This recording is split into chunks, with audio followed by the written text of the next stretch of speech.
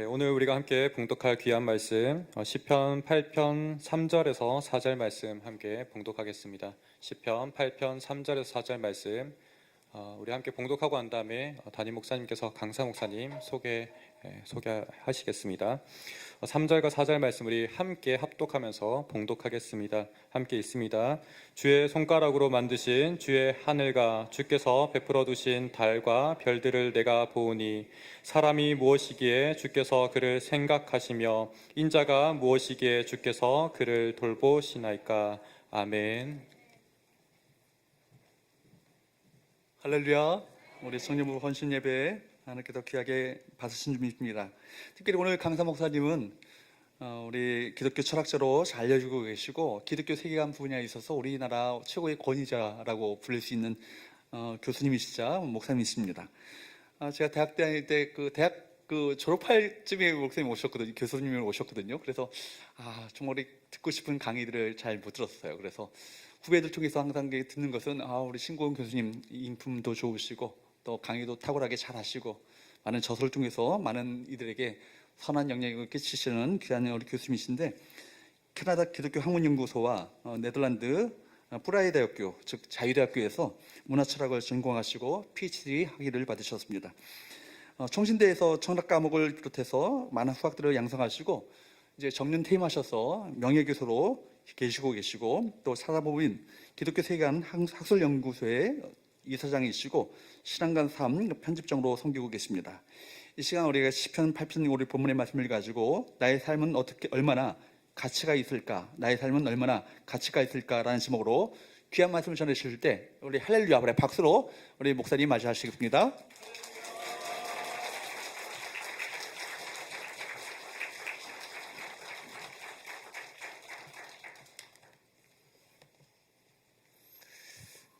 환영해 주셔서 너무 감사합니다. 우리 성은교회 우리 담임 목사님께서 이렇게 좀 과한 소개지만 자상하게 해주시고 또 처음이지만 우리 성도님들 이렇게 뵐 뿐만 아니라 참 부럽습니다. 우리 청년들. 저 같은 나이가 되면 세상에 부러운 게 우리 청년들의 젊음인데 우리 특별히 성은교회가 이렇게 청년들로 가득한 것을 보니까 너무 감사합니다. 한국교회가 우리 성은교회처럼 이렇게 좀 활기찬 교회가 다 됐으면 좋겠습니다.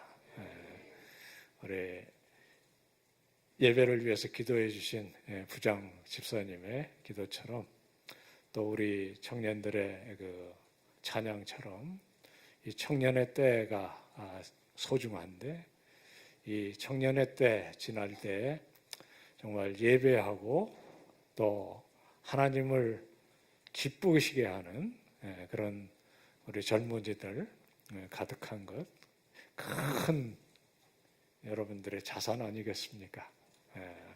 우리 뒤에 계시는 어머님들, 아버님들 이들을 위해서 열심히 기도해 주셔서 우리 세대보다 정말 다음 세대가 더 예수 잘 믿고 우리 세대의 성은교회가 하나님의 나라와 영광을 위해서 일한 것보다 이들을 통해서 더 크게 일하시기에 그렇게 헌신해 주시면 얼마나 좋겠습니까? 그런 귀한 교회가 되신 줄 알고 감사하고 오늘 이 말씀을 통해서 같이 은혜 받았으면 좋겠습니다. 잠시 기도하겠습니다. 은혜로우신 주님, 이 중화동 이 귀한 곳에 하나님께서 성은교회를 세우시고 이 교회를 위해서 헌신해온 귀한 어른들의 헌신으로 이제까지 40여 년 아름다운 신앙의 보금자리 되게 하셨고 또 청년이 귀하고 다음 세대가 연약한 이 걱정이 되는 세대에도 우리 성은교회는 헌신을 다짐하는 우리 자매들과 형제들이 가득하게 했음을 감사합니다. 하나님 이들을 복 주셔서 하나님의 귀한 일꾼으로 무너진 터를 다시 세우는 정말 다니엘과 같고 에스더와 같은 귀한 이들로 다 삼아주셔서 하나님 영광을 위하여 다시 한번 한국교회가 일어서는 일에 성교회가 앞서는 귀한 역사를 허락해 주시옵소서. 우리 청년부를 통해서 그 일을 이루어 주옵소서. 예수님의 이름으로 간구하옵나이다. 오늘 잘 아시는 시편 8편 말씀, 여호와 우리 주여 주의 이름이 온 땅에 어찌 그리 아름다운지요. 주의 영광을 하늘 위에 두셨나이다. 그렇게 시작하고 끝에도 똑같이 끝납니다. 그래서 머리하고 꼬리가 같다. 그런 시편이고 직접적으로 하나님을 찬양하는 그런 특별한 시입니다. 이 시편의 핵심은 3절, 4절에 있습니다. 사람의 가치에 대한 물음입니다. 사람이 무엇이 간대? 인자가 무엇이 간대? 나는 누구이길래? 나의 가치는 얼마나 되는 것일까? 여러분 가치가 얼마나 된다고 생각하십니까? 우리 청년들 자신의 가치를 어떻게 평가를 하실 수 있겠습니까? 보니까 직장 생활 하시는 분들도 계신 것 같고요. 또 학생들은 역시 이제 점수 아니겠어요? 아닌가 보네요. 나의 가치는 얼마나 될까? 우리 어르신들은 내 인생에 살아온 나의 평가가 어떤가?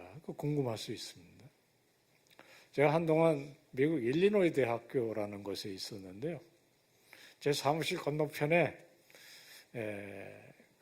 의대가 있는데 거기 오래전에 교수였던 할리 맨션이라는 교수가 인간의 이 가치가 얼마나 되는지를 해부학 교수니까 인간의 이 몸에 있는 이 요소들의 이 값어치를 따져봤다고 그래요. 그래서 몸을 이렇게 분해를 해보면 몸에 제일 이 많은 것은 지방질이라고 합니다.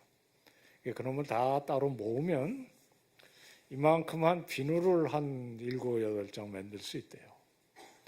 그리고 이제 뼈를 다 갈아서 이 화초에 또는 식물에 줄 수 있는 비료로 만들면 그것도 또 어느 정도 가치가 된답니다.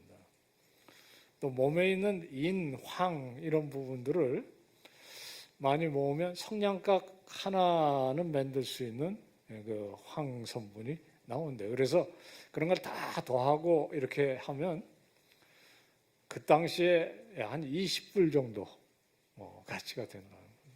좀 몸무게가 많이 나가는 사람은 조금 더 나가겠죠. 좀 허망하죠? 2만 원 조금 더 나간다. 그게 마음에 안 드시면 다른 방법도 있더라고요. 인터넷에 가면 엔조이셀이라는 그런 사이트가 있는데 거기에 들어가면 나의 가치를 계산해 주는 그런 게 있어요. 이제 예수 안 믿는 사람이 만든 거는 분명한 것 같아요. 왜냐하면 내 인적인 이 가치, 또 내 공부한 거, 그 다음에 가족, 거기에 이제 운, 또 이런 것들을 다 물어보는 질문이 한 30개 있습니다. 열심히 이제 뭐 친구는 몇 명이고 공부는 어디까지 했고 뭐 내 유산 뭐 이런 것들을 계산하면 끝에 네 가치가 얼마다 이렇게 답을 해줍니다. 근데 대개 열심히만 넣으면 100억대 이상 나와요. 거기 예시가 하나 있던데 어떤 사람이 이렇게 쭉 답한 걸 넣으니까 340억이 넘게 나왔습니다. 여러분들이 앞에 그 해부학 교수님의 평가가 마음에 안 드시면 그놈을 택하면 되는 것 같아요. 와, 내가 그래도 뭐 유현진이만큼은 안 돼도 내가 몇백억대짜리야. 오늘 본문에도 그 옛날 다윗 왕이 나의 가치가 나의 이 삶의 무게가 얼마나 되는지를 묻는 그런 질문을 하고 있습니다.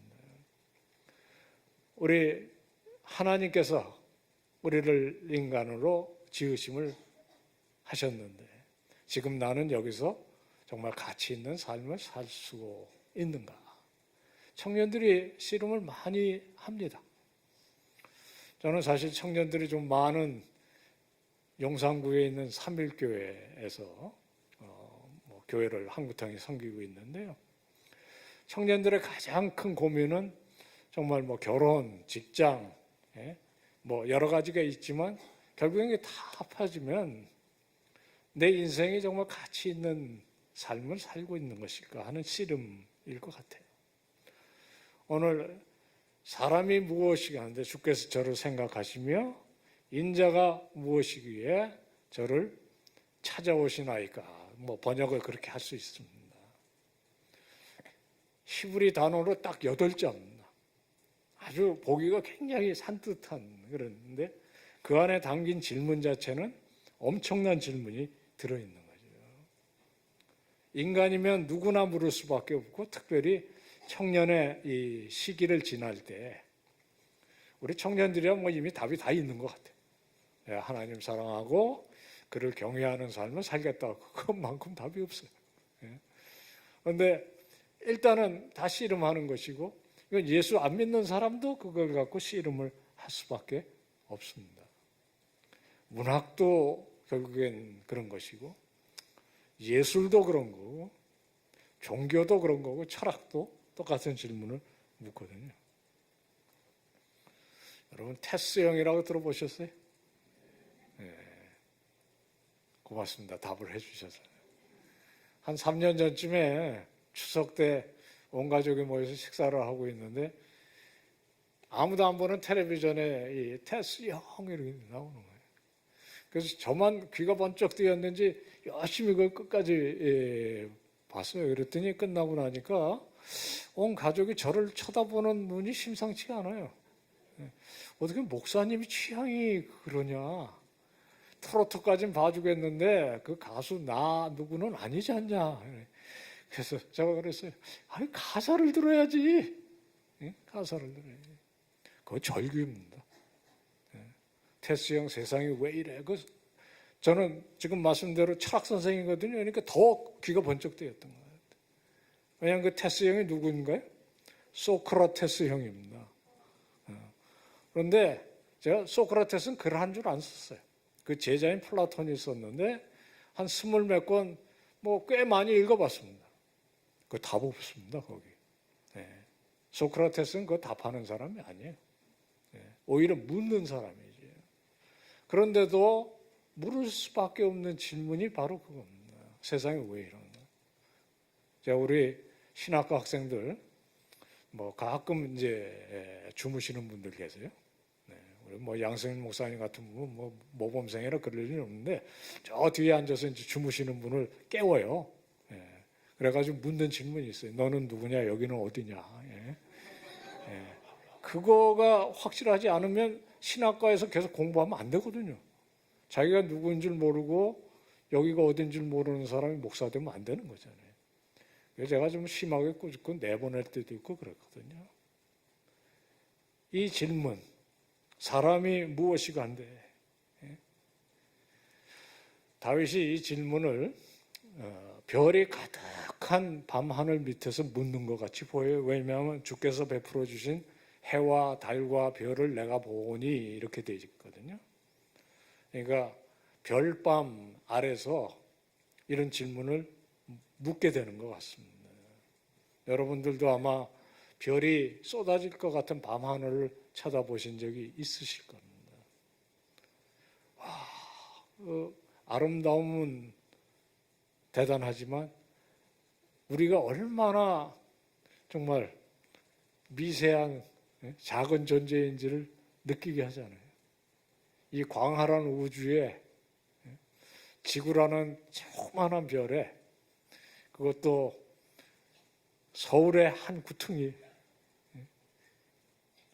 내가 가질 수 있는 땅이라는 것은 들어놓으면 한 평도 안 되는 땅이잖아요. 그런데 하나님께서는 나를 어떻게 보고 계시는가? 그게 오늘 본문에 나오는 유명한 이야기입니다. 성경에 사람이 무엇이간데 주께서 저를 생각하시며 하는 이 표현이 세 군데 있습니다. 하나는 욥기 7장 17절인데요. 거기는 뭐 여러분들이 아시는 대로 욥은 고난을 겪잖아요. 그래서 끝자락에 참다가 찬다. 하나님, 인간은 정말 미세한 존재고 나야 한 호흡에 불과한데 그냥 가만히 살게 하시면 안 됩니까? 그런 그 절규예요. 시편 144편 1절에는 인생은 그냥 지나가는 그림자가 아닙니까? 라는 조금은 허탄한 그런 표현입니다. 그래서 욥기에는 탄식이고 시편 144편에는 어떤 면에 허탄한 표현인데 시편 8편은 그 둘과는 다릅니다. 이게 얼핏 들으면 질문같이 느껴지지만 사실 이건 감탄문입니다. 사람이 무엇이간데 주께서 저를 생각하시고 인자가 무엇이간데 주께서 저를 권고하시나이까. 옛날 번역입니다. 여러분, 우리 담임 목사님께서 집사님 또 우리 청년 중에 형제 내가 오늘 저녁 사줄 테니까 만나자. 그러면 그래서 내가 누군데?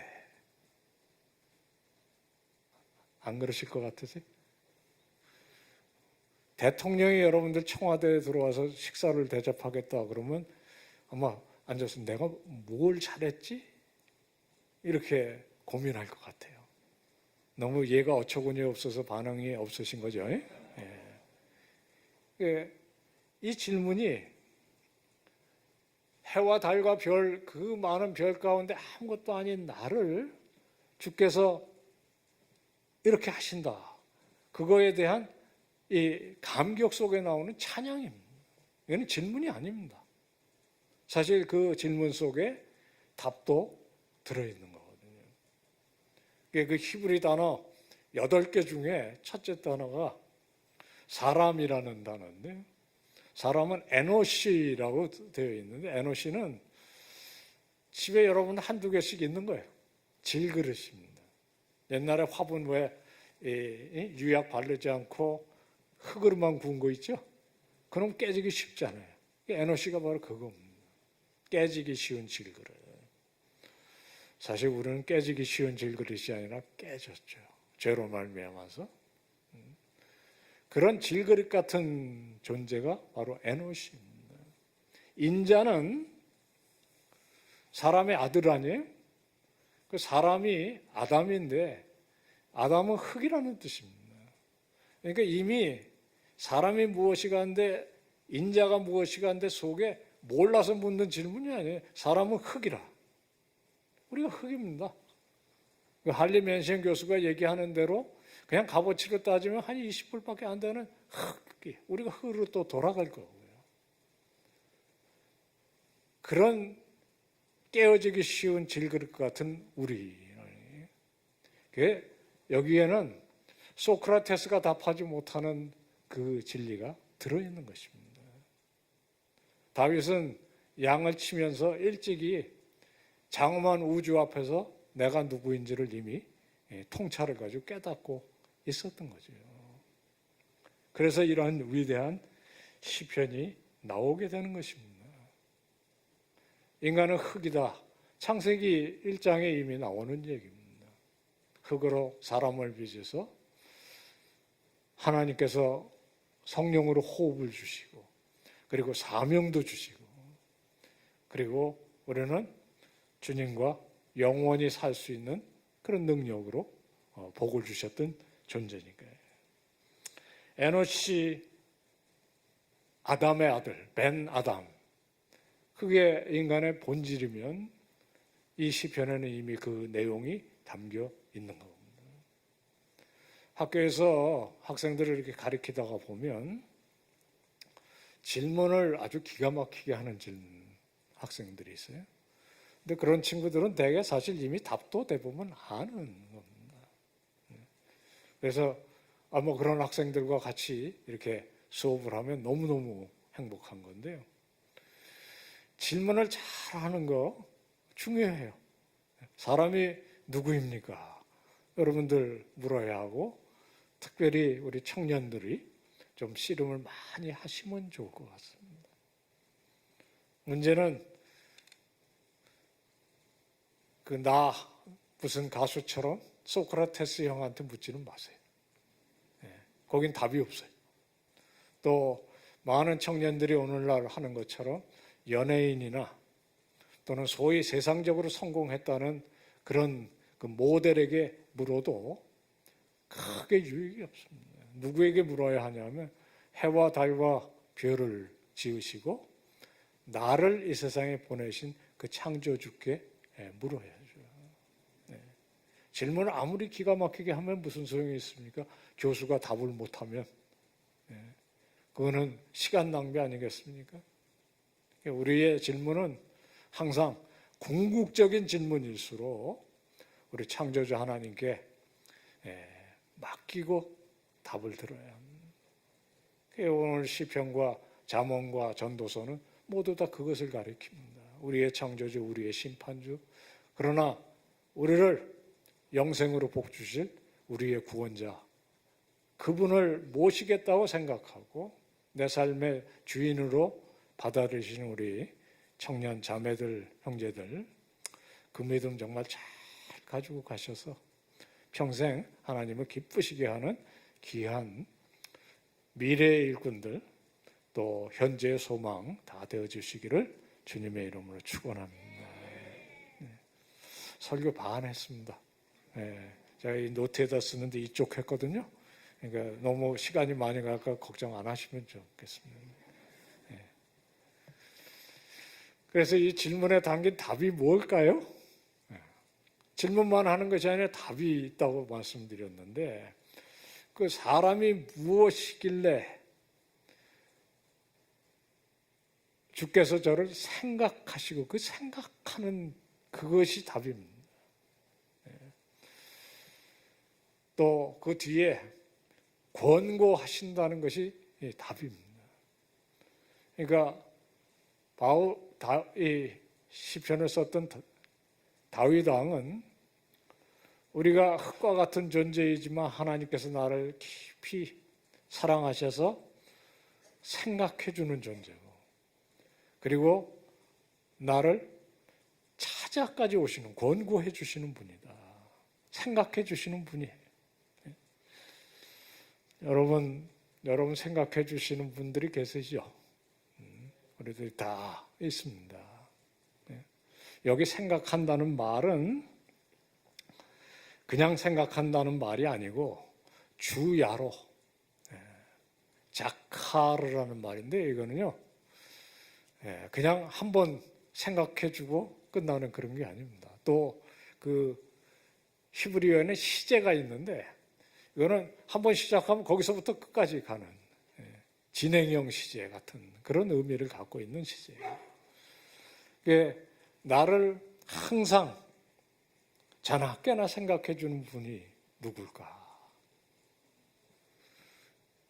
저도 그거 한번 생각을 해봤어요. 저희에도 그런 분이 계셨습니다. 저희 어머님이신데요. 제가 꼭 우리 형제들, 자매들 같이 이렇게 청년 때 신학 공부를 하다가 좀 방황이 시작돼서 학교를 제 스스로 그만두고 한 4년 동안 방황한 적이 있어요. 우리 어머니께서 처음에는 권고하고 말로 하다가 안 되시니까 철학이 돌아가시기 시작하셨습니다. 그래서 교회에 가서 주무시고 새벽 기도 마치고 오셔서 집에서 또 기도하세요.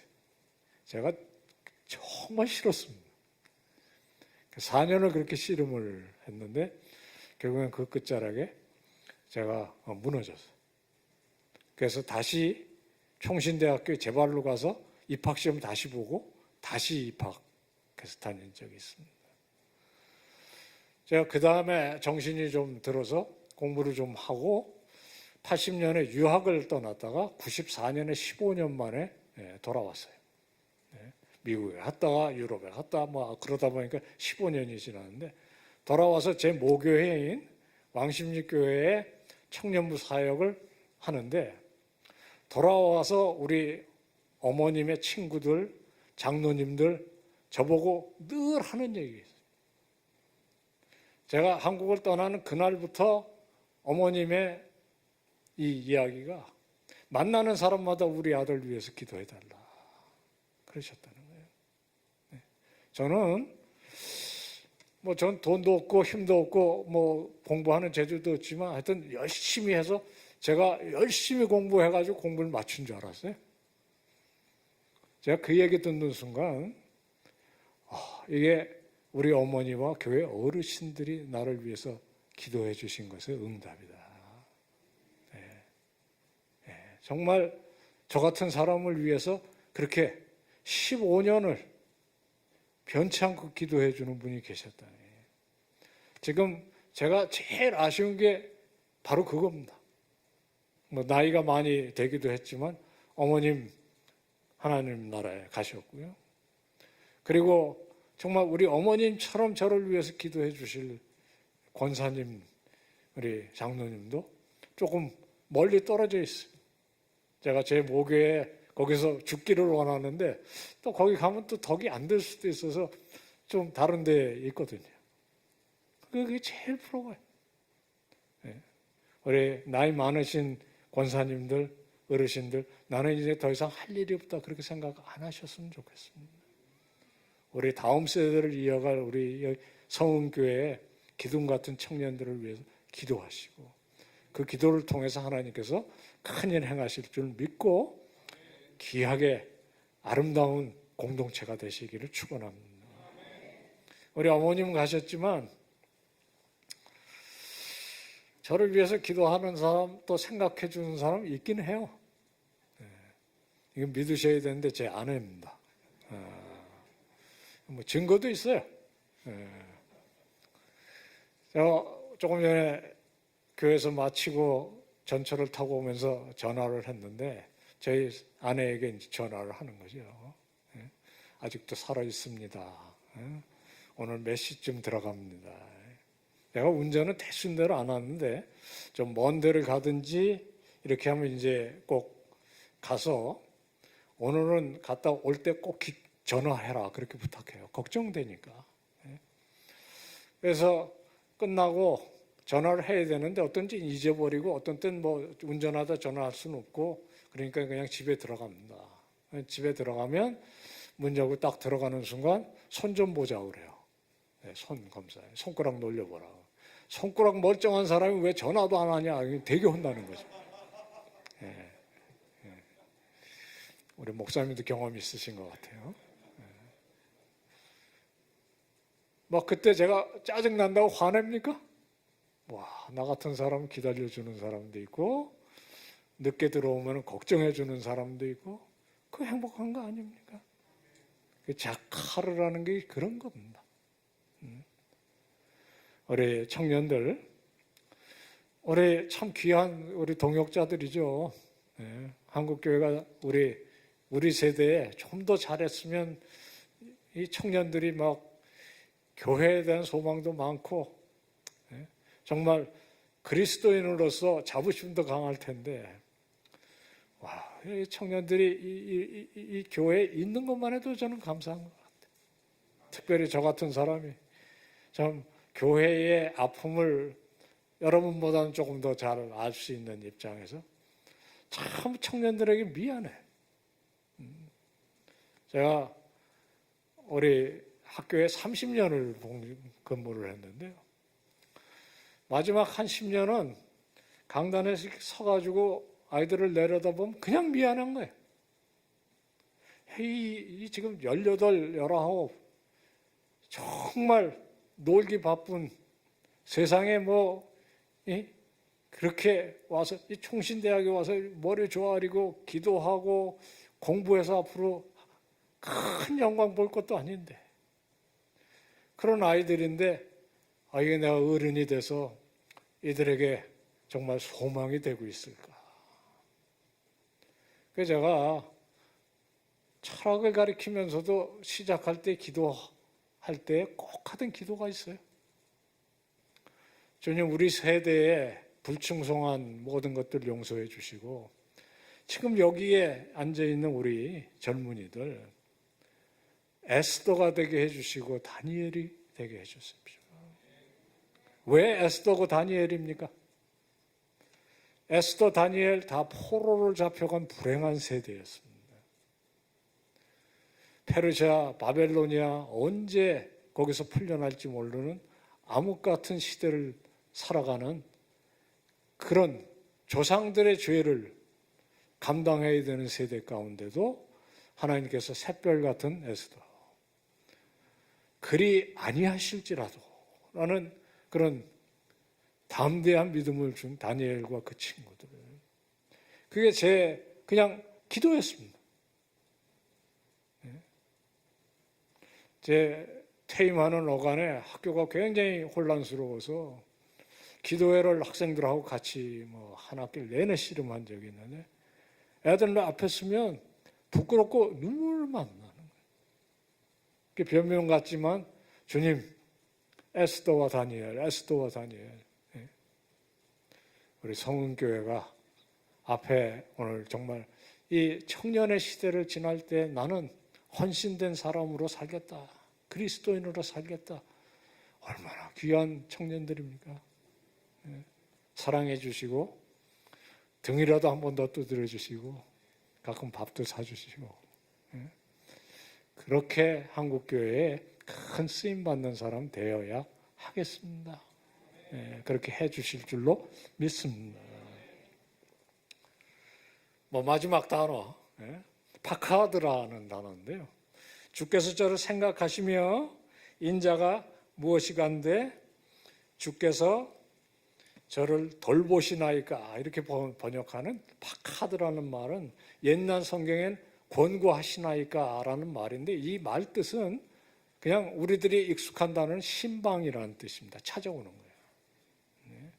멀리서만 보고 멀리서만 생각하는 분이 아니세요. 우리 하나님. 지금 여기도 성령으로 임재하고 계신 줄 우리가 믿잖아요.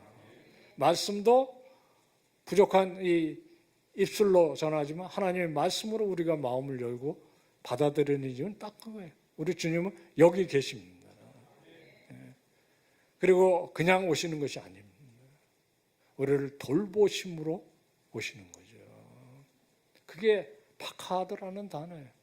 네 단어 중에 정말 하나도 뺄 것이 없어요. 우리는 에너시와 같이 깨어지는 질그릇인데 우리는 한 줌의 흙인데, 베나담인데 우리를 주야로 변치 않게 정말 줄곧 생각해 주시는 그런 분이 심지어는 우리들에게 찾아오신다.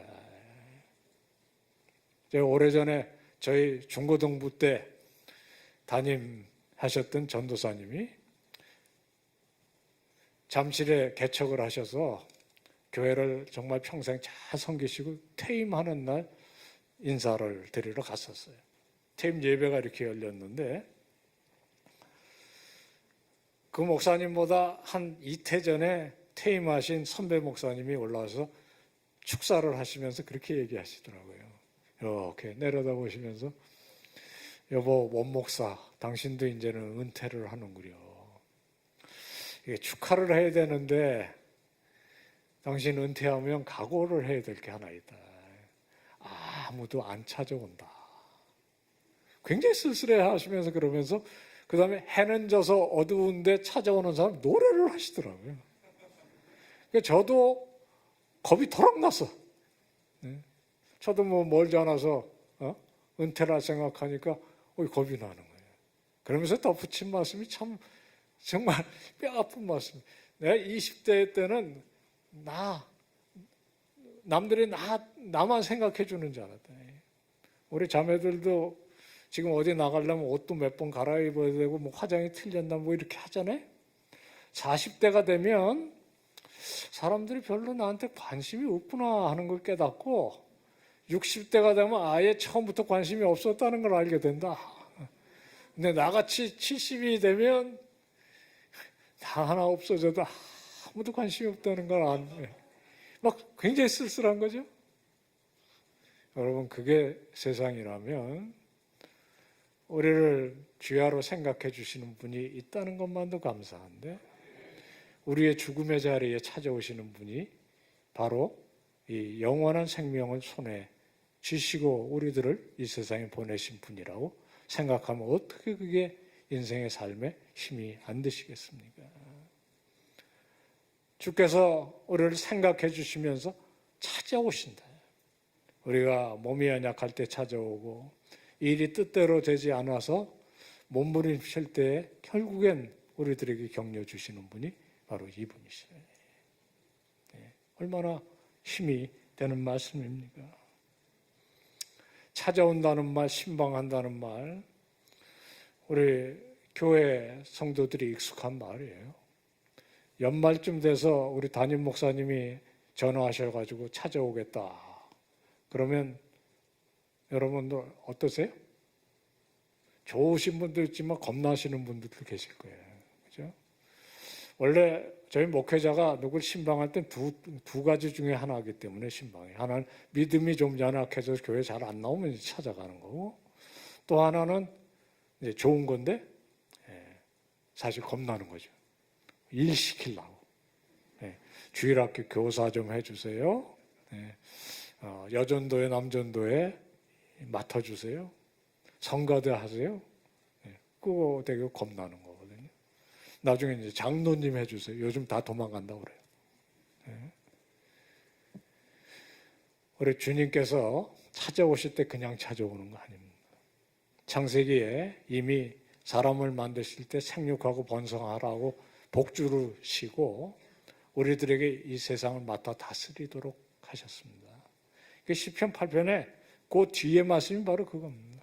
사람이 무엇이간데 주께서 저를 생각하시며 인자가 주께서 무엇이길래 우리를 찾아오시고 권고하시나이까 돌보시나이까 하고, 우리를 사람보다 천사보다 또는 하나님보다 조금 못하게 만드시고 하나님께서 만드신 모든 만물들을 맡아 다스리게 하셨다. 거기에는 양도 있고 소도 있고 바다에 물고기도 있고, 우리는 그런 거 하진 않아요. 그렇지만 우리는 공부도 하고 직장도 갖게 되고 가정도 꾸미고 그런 것들을 맡아서 다스리도록 하시는 거거든요. 하나님은 우리를 생각만 하시는 분이 아니라 우리에게 일도 주시고 그 일을 감당할 수 있도록 우리를 지으신 분이시라고요. 여러분들의 가치는 바로 거기에서 결정되는 것입니다. 우리가 지난 3년 동안 코로나를 지나면서 하나님이 도대체 이 세상을 왜 이렇게 만드시는가, 그렇게 불평한 무신론자들이 많아요. 이 코로나 초장기에 전 세계가 막 힘들어지면서 하나님은 도대체 어디 계시냐, 뭐 하고 계시냐. 하나님은 침묵하시거나 아무 일도 안 하시는 분이 아니라는 거죠. 하나님은 이 세상 가운데 역사하시고 또 우리를 복 주시고 우리에게 찾아오셔서 일까지 시키시는 분이에요. 2000년 전에 몸을 입고 이 세상에 오셨습니다. 그분이 하신 일이 무엇인지 우리가 너무나 잘 아는 거죠.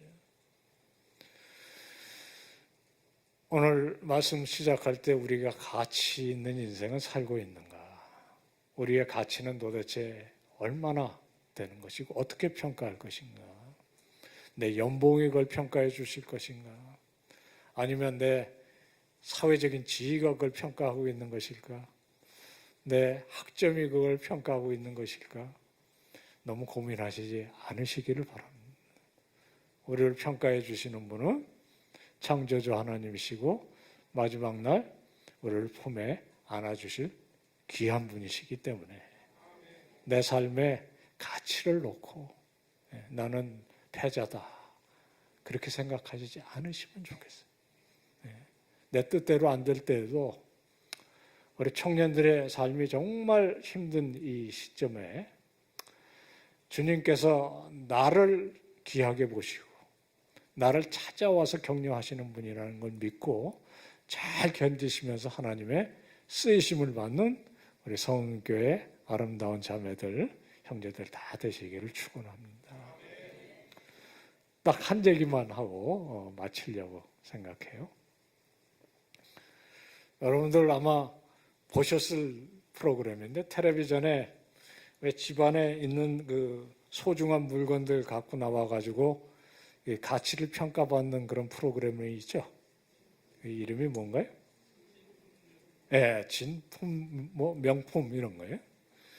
하루는 점심 먹으면서 재방송인지 뭐 낮에 그걸 보고 있는데 한 분이 이제 이를 들고 나왔어요. 예. 보니까 그 프로그램이 그렇게 돼 있더라고요. 이거 갖고 나온 사람이 이게 얼마나 되는지를 써야 되더라고요. 그래서 이분이 뭐 도자기를 하나 들고 나왔는데 한 100만 원쯤 되면 좋겠다 그렇게 썼어. 그랬더니 옆에 프로그램을 좀 흥미롭게 만드는 두 도우미가 있는데 한 사람은 뭐 야, 그거 쓰레기다 쓰레기. 예? 그 한 푼 가치도 없는 거죠. 또 한 사람은 그거 한 1,000만 원쯤 된다. 그래가지고 이제 흥미를 돋구는 거죠. 그 가치 누가 평가하냐면 진짜 감정사가 합니다. 그래서 그거는 맨 나중에 뒤에 전광판에 떠요. 근데 그날 대박이었어. 그게 뒤에 번쩍번쩍 하더니 1억이 나왔어요. 뭐 제가 보기에도 정말 쓰레기라고 할 말이 없는 건데 본인은 100만 원 얘기했는데 이게 이제 1억이 나온 거예요. 그 뭐 대단히 놀라울 일이죠. 제가 이걸 보고 있다가 그런 생각이 은연중에 여기 들었어요. 야, 저기 1억이야. 끝나고 나서 나 같으면 바로 들고 가서 그 감정사한테 제가 돈이 급해서 그러니까 이거 반값만 5천만 원만 주세요. 제가 드리겠습니다. 살까요? 제가 생각할 때 안 살 것 같아. 그러면 그게 1억입니까? 그거는 아닌 것 같아요. 우리 하나님이 우리를 평가하시는 것은 말로 하시는 것이 아닙니다. 우리를 세상보다 귀하다 그렇게 말씀만 하시는 것이 아니고 2000년 전에 십자가를 지시기 위해서 이 땅에 오셔서 자신이 십자가에서 죽음으로 우리의 가치를 평가하셨습니다. 그래서 사실 여러분과 제가 이 자리에 예배 때마다 감격해서 그것을 찬양하는 그런 사람들이 된 거 아닙니까? 우리 사랑하는 성은교회의 청년 자매 형제 여러분, 오늘 제가 전해드려서 증언하는 말씀이 딱 하나만 기억하시면 좋을 것 같아요. 나는 그리스도께서 피값으로 사신 나의 가치는 그만한 존재라. 우리 주님께서 말로만 그렇게 하신 것이 아니라 그렇게 하셨고 지금도 생각하고 계시고 지금도 나를 향한 기대를 가지고 여러분들을 이 시간에 격려하신 줄을 믿습니다. 그런 귀한 청년들 되시고 우리 성은교회 우리 귀한 어르신들은 이들이 그 길을 가는 것을 지켜보면서 응원하시는 여러분들 다 되시기를 주님의 이름으로 축원합니다. 하나님 아버지, 우리 성은교회가 오후 예배에도 이렇게 예배당 가득이 아름답게 청년들을 응원하는 공동체 되게 하신 것을 감사합니다. 하나님께서 세우신 우리 담임 목사님부터 동역하는 우리 장로님들, 권사님들, 또 집사님들, 온 교회가 하나 되어 어린 아이들로부터 청년에 이르기까지 자녀들처럼 사랑하고 이들을 위해서 기도하며 이들이 하나님의 일꾼으로 서가는 그 귀한 보람과 그 부르심에 온전히 응답하여 하나님께 기쁨을 드리는 아름다운 교회 되게 하여 주시옵소서. 청년들은 그 기도에 힘입어 자기가 부르심을 받은 곳에 늘 먹든지 마시든지 무엇을 하든지 하나님의 영광을 위해서 하는 아름다운 일꾼 되어서 하나님께서 이곳을 바라보실 때마다 기쁨으로 복의 복을 넘치도록 붓는 아름다운 신앙의 터전되게 하여 주옵소서. 예수 그리스도의 이름으로 감사하며 기도하옵나이다. 아멘.